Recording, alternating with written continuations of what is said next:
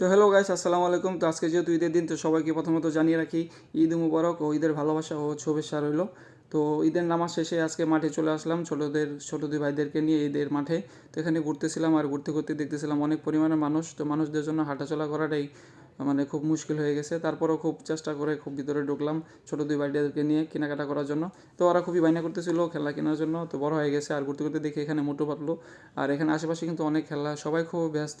আর বিশেষ করে এই জায়গায় ছোটো বাচ্চারা অনেক এসেছে, কারণ তাদের জন্য কিন্তু এই আয়োজনটা করা।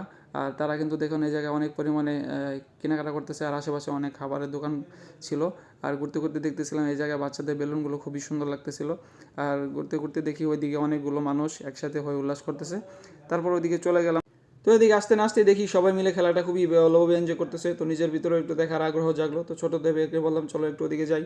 তো ওদিকে গিয়ে খেলাটা একটু কাছ থেকে ভালোভাবে একটু দেখি আর আপনাদেরকে একটু দেখাই।